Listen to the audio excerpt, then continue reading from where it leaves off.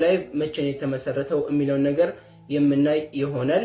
ፖፖ ላይቭን ለመጀመሪያ ጊዜ የመሰረተው ወይም ባልተቤቱ ማይክ ቬን ይባላል። በፈረንጆቹ አቆጣጠር በ2022 ነው የተመሰረተው።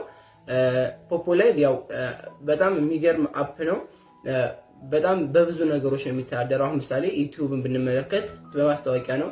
ማለትም እኛ ቪዲዮዎችን እንለቃለን፣ እሱ ደግሞ በቪዲዮዎቻችን መካከል ማስታወቂያዎችን ያስገባ ከድርጅቶች ገንዘብ ሜክ ያደርጋል። ከዛ ከተቀበለው ወይም ደግሞ ሜክ ካረገው ብር ላይ ለኛ ለቪዲዮ ባልተቤቶቹ የሚያካፍለን ይሆናል ወይም ደግሞ ክፍያ የሚከፍለን ይሆናል ማለት ነው።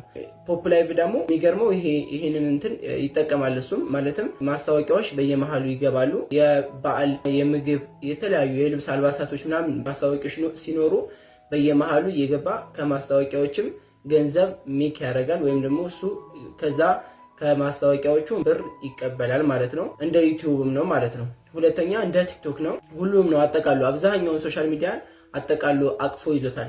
ለዛ ነው ለየብቻ የምነግራችሁ። እንደ ቲክቶክ ነው ስንል ያለ ምክንያት አይደለም። ቲክቶክ ያው እንደምናውቀው አብዛኞቻችን ምንድነው በማስታወቂያ ባጃጭር ቪዲዮዎች በማስታወቂያ አይተዳደርምና ባጃጭር ቪዲዮዎች ሰበሰበን። መጀመሪያ አጭር ቪዲዮዎቹን ብለኛ ቀልዶቹን ብለን ስንገባ እዛ ውስጥ ምን አደረገ? ያው ሰው ከተሰባሰበ አድናቂና ተደናቂ የሚባል ነገር ይፈጠራል። አድናቂና ተደናቂ ሲፈጠር ምንድነው የሆነው?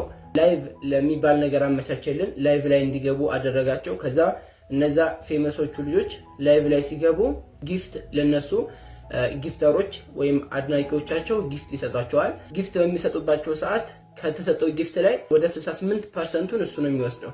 ምሳሌ እኔን አድነቃችሁኝ ቲክቶክ ላይ አይታችሁኝ እኔን አድነቃችሁኝ ጊፍት ብትሰጡኝ ከሰጣችሁኝ ጊፍት ላይ 68%ን ፕላትፎርሙ ነው የሚወስደው። የቲክቶክ ፕላትፎርሙ ነው የሚወስደው። በዛ ነው ራሱን የሚተዳደረው ቲክቶክ ማለት ነው። እዚህ ፕላትፎርም ላይ ልክ ቲክቶክ እንደ ቲክቶክ ቪዲዮ ይለቀቃል። እንደ ቲክቶክ ስክሮል እያደረግን ላይክ ፎሎ እያደረግን የምናየው ቪዲዮ አለ።